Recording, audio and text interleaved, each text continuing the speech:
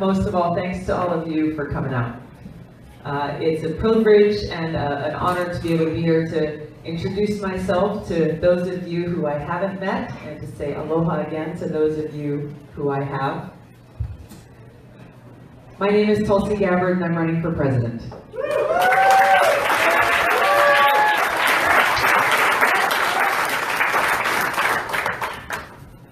You know, we're in a place in our country that is very disheartening right now.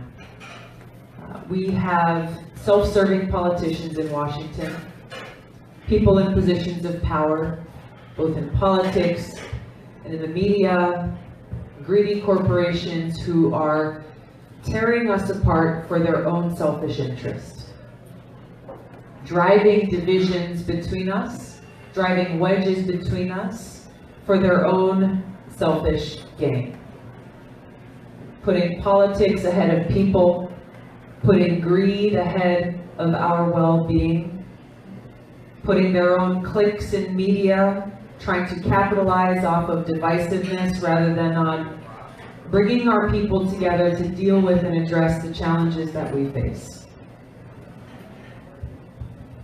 The answer to these challenges lies in something in Hawaii that we call aloha. Because aloha is so much more than just hello and goodbye. What aloha really means, when I greet you with aloha or I come to you with aloha, what I'm saying is I come to you with a deep respect and with love and with care. Transcending and going beyond the things that make us unique, transcending the color of our skin, who we love, how much money we make, where we come from, how we worship. All of these things that those in positions of power are using to try to divide us, aloha brings us together because it recognizes that we are all children of God. It empowers us and inspires us to recognize that we are all brothers and sisters. And it teaches us that when we stand united, that when we stand together in this spirit of aloha, there is no challenge we cannot overcome. The challenges are great. The obstacles sometimes seem insurmountable when we look at those forces that we are up against. But as we look throughout history, time and time again, we are shown, and it is proven, that it is only when we, the people, stand together, when we stand united in caring for each other and with love for our country, that we can truly make the kinds of systemic and big change that we know we need to see in this country, that puts the well-being of the people and our planet first.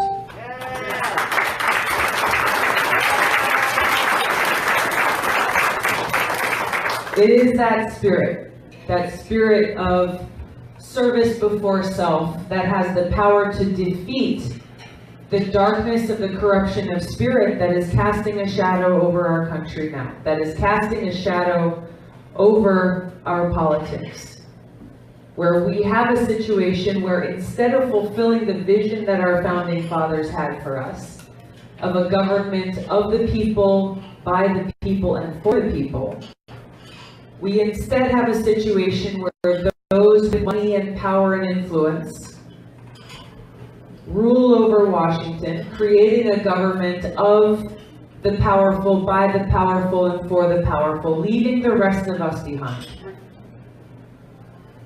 A government of the lobbyists and special interests, for those special interests, by those special interests, leaving our interests, the interests of the people, behind. And we see the negative impacts of this. We see the suffering and the hardships and the challenges every single day in our lives, in our communities, in our families, in our neighborhoods.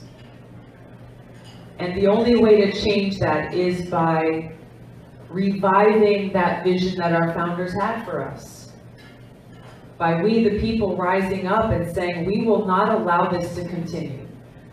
We will not allow ourselves to continue to be abused and used by those who are continuing to push their own selfishness, for their own greed, their own power, ahead of everything else. Almost 15 years ago, I raised my right hand and made a promise. I took an oath and swore to serve our country. I enlisted in the Army National Guard. Made that promise that every single service member makes, to put service above self. Putting our lives on the line for our country.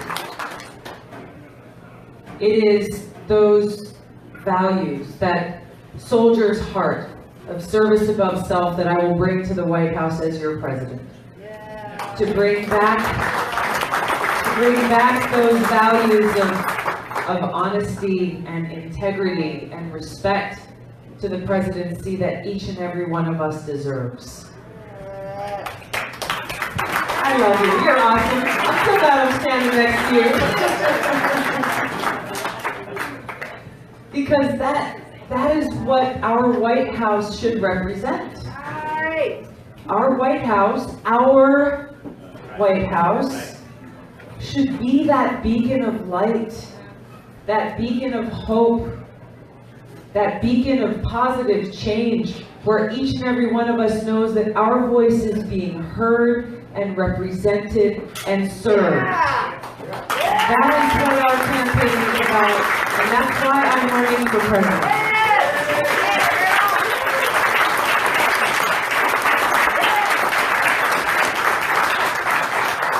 When we stand together, when we stand united in this spirit of service above self, we can bring about the big change that we know needs to take place. When we stand united, we know that we can bring about Medicare for all, to make sure that every single person gets the health care that we need. When we stand united, we can bring about the real change that we need to protect our planet, to make sure that every person has clean air and clean water to drink.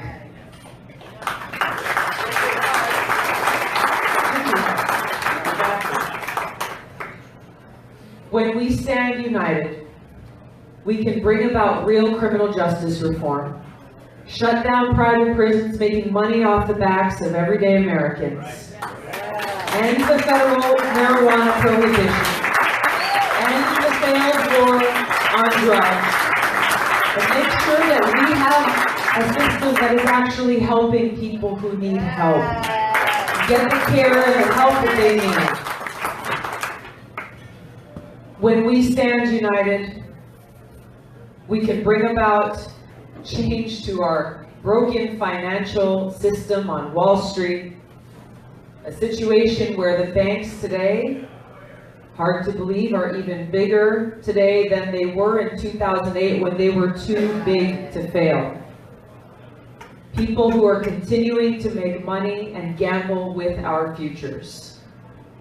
It is when we stand united that we, the people, can take on those forces of greed and corruption that have ruled for far too long.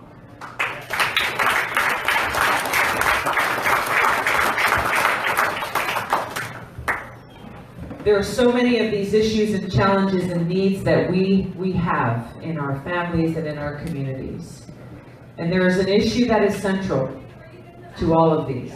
There is an issue that is essential for us to address in order for us to provide and fulfill these needs. And that issue is the urgent need for us to end regime change wars, to work to end this new Cold War that we are in, and walk ourselves away from the brink of nuclear catastrophe. Where today, as we sit here, we face a greater risk of nuclear war now than ever before in history. Let that sit for a minute. As we're sitting here in Council Bluffs, Iowa, we face a greater risk of nuclear catastrophe than ever before in history. Why is this so important? Why is it that every single place I go, every conversation I have, I bring up these issues? People say, Tulsi, why do you talk about that stuff? These are things happening in other places to other people. We have real issues here, like healthcare and education and infrastructure that we need to address. Yes, we do. But I talk about these issues because as long as we continue spending trillions of your hard-earned taxpayer dollars on regime change wars, on new nuclear weapons, and this new arms race that's been kicked off by President Trump, withdrawing from this INF treaty that over 30 years ago did so much to bring down and reduce almost 3/4 of the world's nuclear weapons. As long as we are spending trillions of dollars on these wars, we are not spending those dollars on our health care, on our education, on paying our teachers, on rebuilding our roads. That's a fact. So there is no more domestic issue than ending our regime change wars, than bringing about an end to this new Cold War and this nuclear arms race, because until we do that, we cannot have what we need to address these challenges we have right here in our homes, right here in our communities.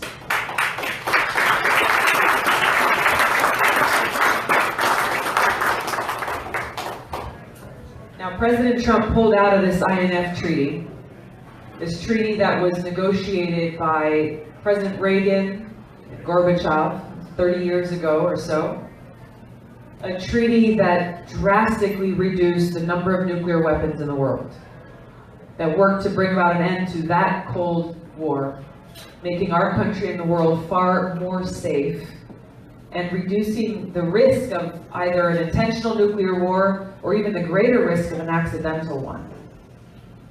Now, as we look through history, as we have many of these nuclear weapons in the world, many of them on hair trigger alert, meaning they can be popped off within seconds, we have seen example after example of near misses of nuclear wars being kicked off on accident. Nuclear wars that would literally destroy our planet. And so now with President Trump pulling out of this treaty, rather than choosing the right and courageous path of strengthening the treaty, trying to bring other countries like China into this treaty, he chose to walk away, putting our country and the world at greater risk. Increasing tensions between the United States and Russia and China, putting us at greater risk. Now, we know in a very real way what we're facing. Where just over a year ago in Hawaii, we all got a notice, a text message that came across over 1 million cell phones across our state. I was there. Were you really? That's the first time I ever heard your name. And here we are.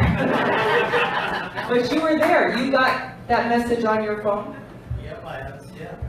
That message, it read, "Missile incoming. Seek shelter immediately. This is not a drill." And so you and hundreds of thousands, nearly 1 million people in Hawaii at that moment were thinking, we have minutes to live, right? Exactly. Where do we go? It says seek shelter immediately, but where was the shelter? There's no nuclear bunkers, there's no fallout shelter. Where's Malka? Malka. Exactly. Smart. Smart. That's a lot of my friends. They were piling their kids in their cars. For those of you who don't know, he's saying drive Malka. Malka means head to the mountains. Malka means head to the mountains. Thinking, hey, maybe there's a cave, maybe there's somewhere there that might keep my family and I safe. There's a father who lowered his little girl, she was probably 6 or 7 years old, down a manhole into a storm drain, thinking that would be the only place that she might find shelter. Others trying to figure out, they have one child in one place, another child in another on the island, only time to get to one of them before the end of our world. And how do you choose which child you spend the last moments of your life with? real. Now that alarm turned out to be a false alarm, but the reason why we all reacted the way that we did is because this threat is real. And it's real not just for the people of Hawaii, it's real for us here in Council Bluffs. It's real for us in every single community in this country, because our leaders have failed us.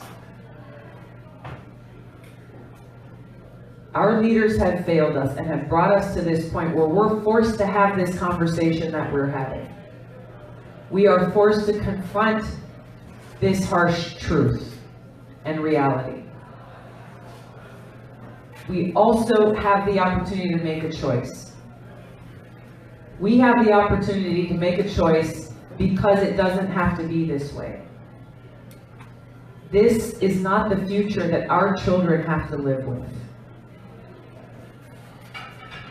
This is why it's so important for us to recognize what's at stake, to recognize our future is at stake, and to recognize we have the opportunity to take action for our future, and to make it so that we don't spend the limited resources we have towards continuing to bulking up and fuel this arms race. It will take strong and courageous leadership. It will take all of us standing united and standing together for peace, for security, and for our future, and to make sure we're taking those dollars that are going towards these wars, going towards these new nuclear weapons, and instead keeping them right here at home where they're needed, right here addressing the needs of our people. That's the leadership I offer to bring to you as your President and Commander-in-Chief, to lead with a foreign policy that is cooperative, rather than one that is focused on conflict. To bring that strong and courageous leadership that requires us to meet with whomever we need to, whether they be adversaries or potential adversaries or friends, to instead of walking away from agreements, to strengthen them, to instead of increasing the numbers of nuclear weapons in this world, to reduce them, to decrease this threat, to bring us back from this precipice upon which we stand today, to make sure that we and our families and our children have a secure country to live in, that our military is ready and capable and ready to protect us, but that we end these regime change wars and this new Cold War, this nuclear arms race, that make us less safe, and bring those dollars here.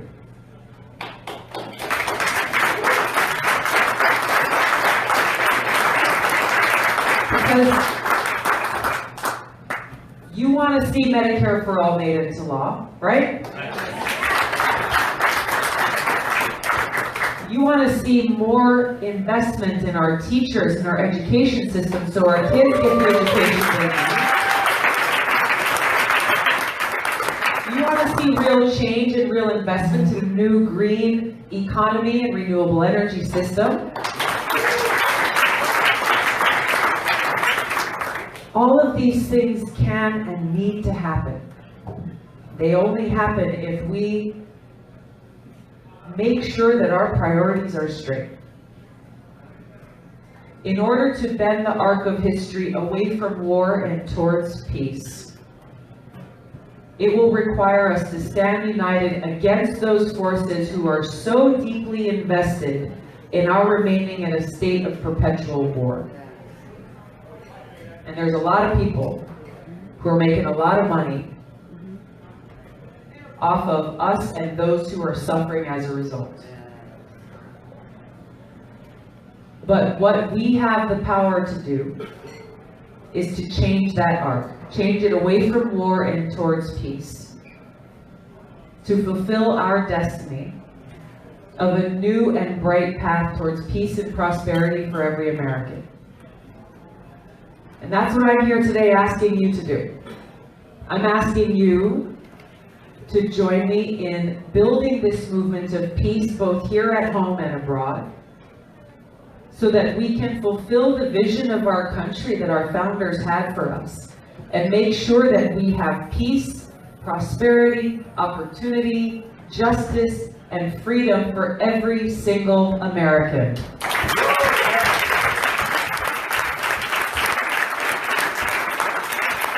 I'm Tulsi Gabbard. I'm running for president. I need your support.